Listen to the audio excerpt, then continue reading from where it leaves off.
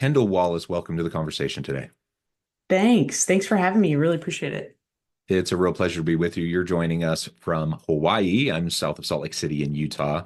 And today we're going to be talking about building team cohesion.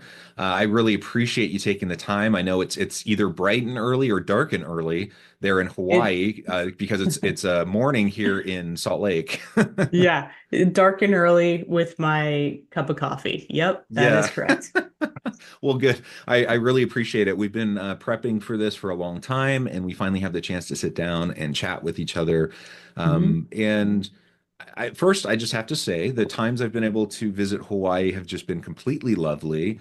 Yeah. The last time my family was able to stay on the Ko'olina side for about a month while I was working at the University of Hawaii on the other side, and I would kind Hmm. of commute back and forth, and it was just completely lovely, and Yeah. we just had such a great time. My family pretty much lived at the beach while I went into the university and worked. Um, Yeah. I was gonna say, I bet that you must have had littles there we because did, yes. Colina is great for no waves, like safe. Uh-huh. Yeah, yeah. Yeah, it was great.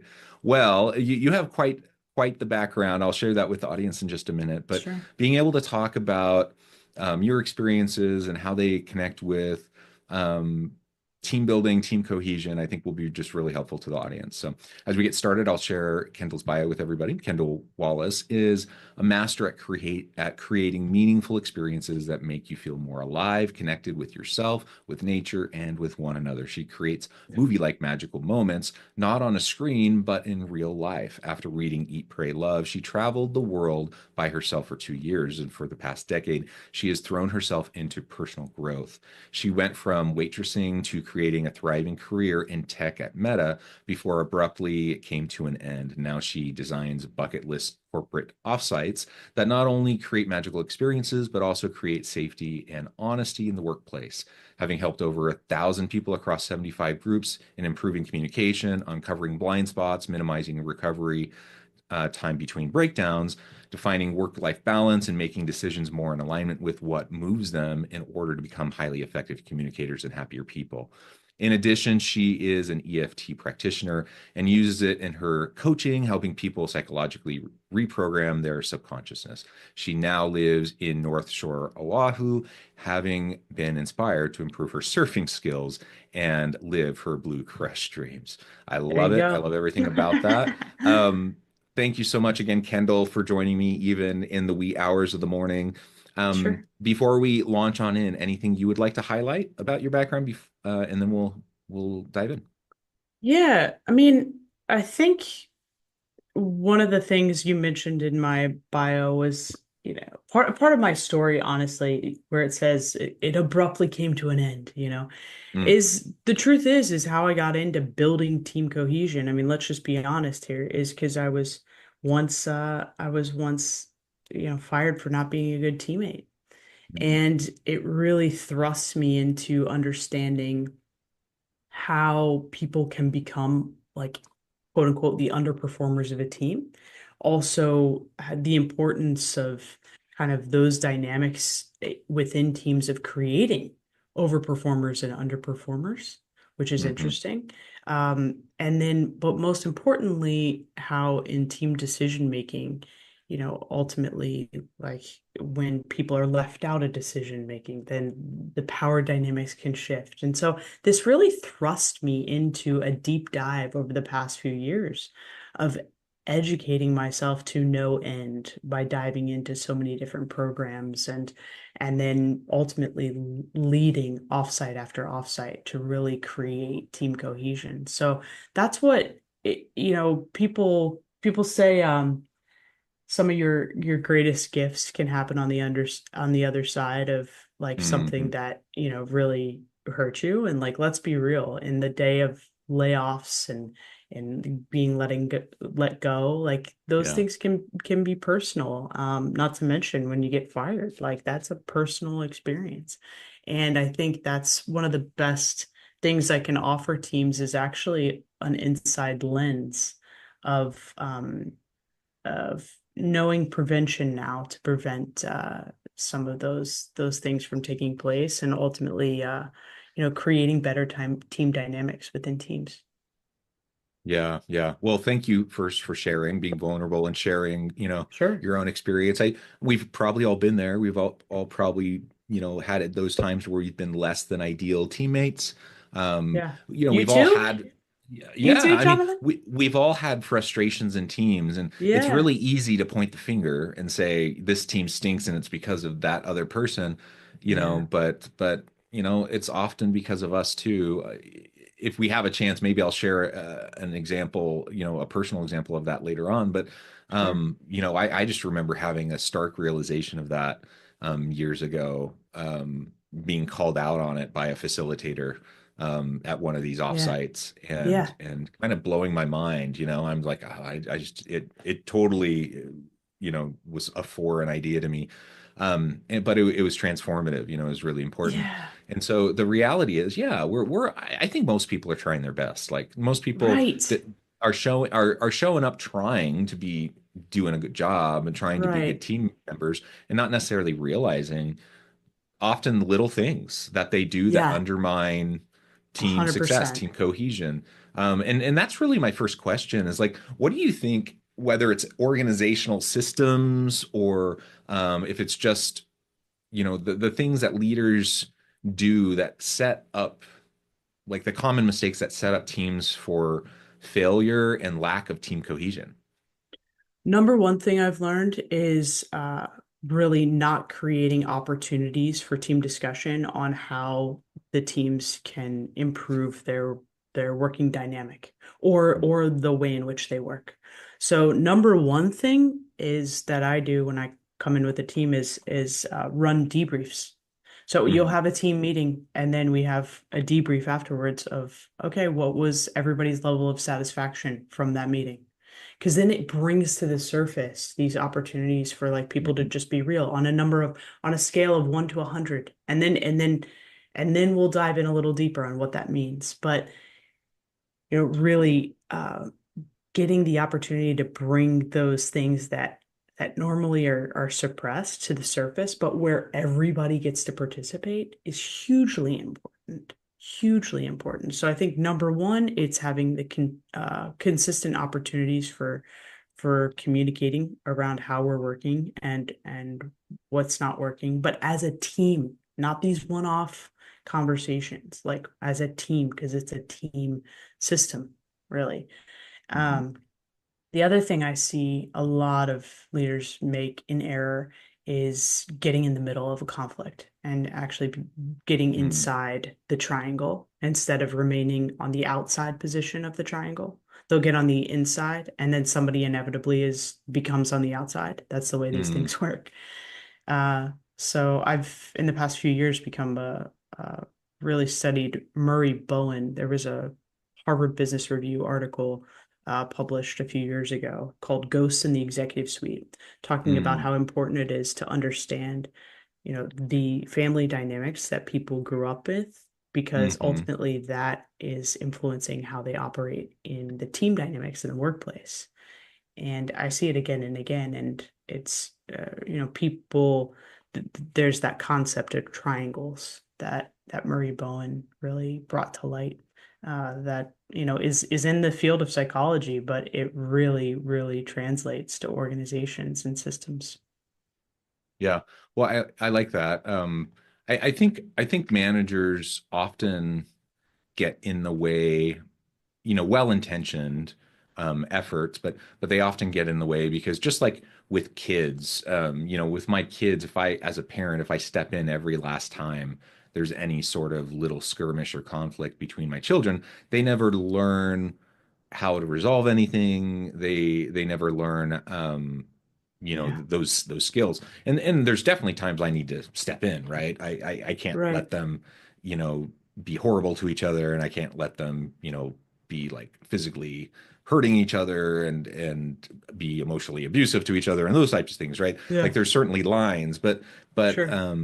but Well, if I were to like step in every single time there's any little thing, then I'm like stunting their growth, right? yeah. And It I think some leaders wanting to kind of be like the hero who steps in and saves their team or comes to the rescue to resolve every single last little issue, inadvertently, regardless of good intention, they end up stunting the growth and the relationships of their people. 100%. Yeah. And since you brought up the kid analogy, I'll use it. Think about like two siblings at the dinner table picking at each other, right? Two little kids, Mm, right? You could have a parent who, basically separates them, right? And it just keeps them separated. Or they really need to learn though how at the dinner table to comport themselves. Otherwise, if you keep them separated forever, that's gonna make like things a little awkward down the road, you know? So it's you bring them together and basically just have them, and teach them the way that they need to treat each other by embodying it yourself. That's, I think, the other big issue that I see with leaders is not embodying that which they seek in others. yeah. Right. And so like Hmm. it's like take the this is the feedback. Okay, cool. But really ask for the feedback first and then accept it in a way that does not have like defensive energy, really. If you want your reports to be able to have receive the feedback and not be defensive, it's really being so willing to receive it yourself and being so um, just really, it's a practiced skill of just being able to accept it in a way that doesn't have this defensive energy. Hmm. Yeah. Um, so you highlighted a couple areas, that are just super Mm, common mistakes. Again, I'm going to assume best of intentions. And we know there aren't always good intentions. Sometimes people are jerks, and sometimes yeah, sometimes people have agendas, and so I acknowledge that, but we can't always control that. So I'm just going to assume good intentions because I do think most of the time people do have good intentions and people are doing the best they know how. Um, I and agree. and and so let's assume that, and if we're moving forward with that assumption, then that gives us some power over how we respond and how we interact within that dynamic. And you gave us some good understanding around some of those types of things that typically can short circuit it and break it down. If we're aware of that, then we can counteract that. We can Yeah, try to make sure that those things aren't happening, whether it's us causing it or we see it in other team members, and we can kind of step in to facilitate conversation and stop that from happening, or whatever the case may be. um, you mentioned the facilitation piece, mm, and maybe that brings up, it's a good time for me to share this offsite example that I had. mm, So years ago, this was, man, yeah, this was over 2 decades ago. I was starting my master's program, and it was one of these hmm, programs where it was cohort based. I was going to be working in teams in pretty yeah, much every class, and so they put us in teams, and I was going to be working with the same team in every hmm, class for 2 years, on right, projects. And so they wanted us to bond and to be able to get to know each other and figure out how to work together. And so we did this offsite like ropes course and all this yeah, stuff like the week before the first semester started of our first year. And I'd done these types of things before, and so they're kind of fun, and we got there and started going through everything, and we're all having a good time. And I'm a good student, and I'm a hard worker, and I'm yeah, always thinking, I'm thinking, yeah, this is going to be awesome. I can't wait for this program. But I think back to my undergrad days, and I think to all of those team projects that I did as a student that were crummy. And a lot of students don't like team yeah, projects. They're kind of they stink. And a lot of times people are like, people aren't pulling their weight, people aren't, doing what they're supposed to do, blah, blah, blah. All yeah, the common concerns, right? And so in the back of my mind, that's what I have going on. I'm like, I hope I don't get saddled with some crappy team for 2 years and I have to like pull them along, drag them along with me, and like do way more than my share. And that's what I'm thinking in the back of my head. But we go through the day and it seems like they're all great and I'm gonna have a great team and everything. And we're going from activity to activity. At some point it starts raining. And so we're not able to do at that point, we're not able to do some of the higher ropey type things like, some Uh-huh. of the stuff where Yeah. we're strapped in and whatever. So Sure. we're just doing some lower stuff. And Yeah, at one yeah. point we're doing this thing where it's like I don't know how to describe it exactly, but it's like a V. So there's a Mm-hmm. tree and then there's a V and there's stakes. I don't know if you can Okay. visualize that or if you've ever Okay. done this. Yeah, But so I can visualize it. two people get up and then they lean in and put their hands together and then they try to step out and the further they walk out, the further they lean in because the V goes out and so their Oh, feet go okay. farther out and they're leaning farther and further in. Does that make sense? Sure. Yep. Um, and and so the first pair for my team gets up and they lean in and they start to take a couple steps out and they fall. And the whole point of this is to communicate and to Yeah. rely on each other and to balance and you lean and you try to get as far as you can down this Yeah. V. They get a couple steps, they fall. They get another Yeah. chance, they maybe get one more step, they fall. And the whole time I'm watching this and I'm like, attuned to what they're doing and I'm like, oh, I can see what they're doing wrong. And the next pair gets up and they do the same thing. They maybe get one step further. And the whole time in my head, I'm thinking, oh, that they're I can see what they're doing wrong. I'm going to be able to do this better. And I'm competitive. And so the whole time I'm just thinking, oh, I'm gonna impress them with how good I am, and I'm gonna get like super far. Okay. And then it's my turn, and I get up with my partner, and we get Right. up there. And as soon as we get up there, we start to lean, and I'm like, this guy wasn't even paying attention. I'm like frustrated. I'm like, Uh-huh. what was he doing? He Uh-huh. wasn't even paying attention to these guys. And so Uh-huh. he's not like leaning. He's not like doing what he's supposed to be doing. Uh-huh. He's clearly not taking it seriously like I am. And we like take it one step and we fall, like literally one step. And I'm like, Okay. oh, but I'm trying to be diplomatic and I don't let it show on my face, but inside I'm just like super annoyed at this guy. Uh-huh. And we get back up, we get a second try, You do and get this another time, chance. Okay. yeah, we get another chance, and we get back up, and we start to lean again, and he's still not kind of doing it. So I'm trying to like counteract what he's doing, and I'm trying to make up for it. And again, we take like one step and we fall. Uh-huh. And I'm frustrated, but whatever. And the activity's over, and we all sit down, and the facilitator sits us down, and we do a debrief. So you mentioned Uh-huh. the debrief and how Yep. important that is. Critical. Super critical. Absolutely critical. If we had not have done that debrief, I would have just walked away being annoyed, and A I would hundred not percent. not have learned anything.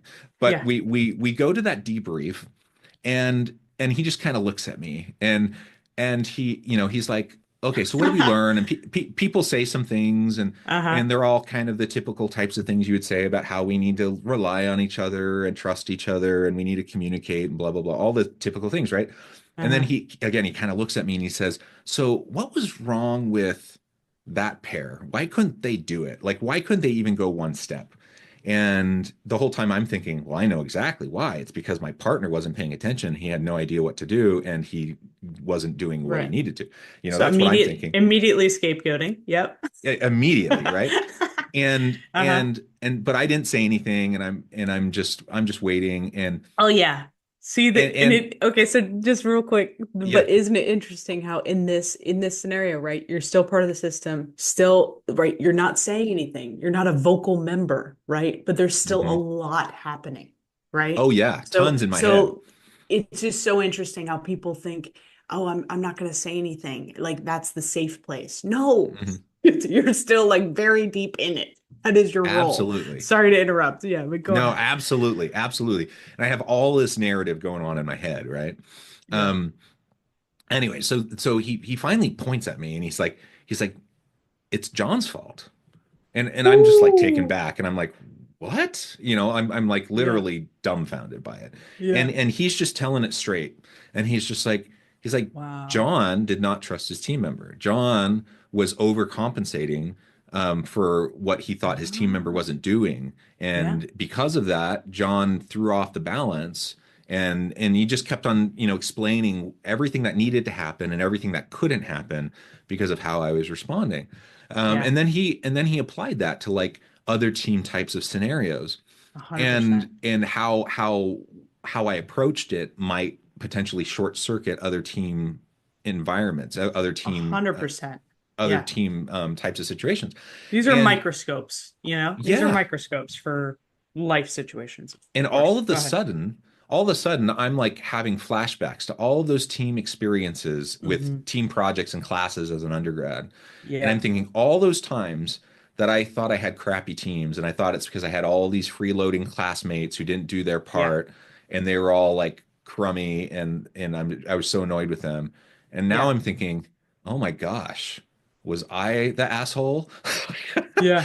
Like Yeah. was I the one like who was like Yeah. completely throwing everything off? Yeah. My intentions were good. I was a hard worker. I wanted to do Right. well. I wanted to involve them. Like my intentions were always good. But Yeah. for the first time, I realized I screwed up. Like, and I screwed up Hmm. big time for Hmm. years, Hmm. and that one activity was so transformative, Hmm. to me and being able to like completely change my perspective on how I interact with people. Hmm. Just coming back to what you said about like having those opportunities for those types of activities, debriefs, Yeah. conversations, reflection, like all of Yeah. that matters so much. And I'm so grateful for that because that Yeah. completely shifted like the next 2 decades of how I interact with people. Right, right. Yeah. Oh my gosh, I love that story. Thank you so much for sharing. Yeah. It's incredible.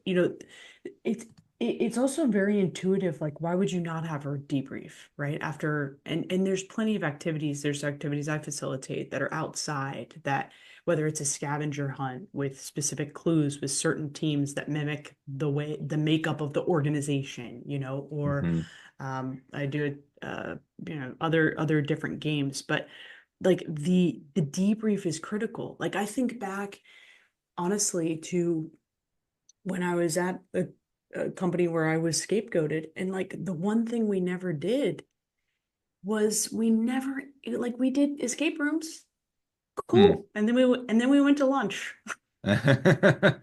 Like we like that was our team bonding, but there were never ever any investments made or any conversations about influencing how we work together.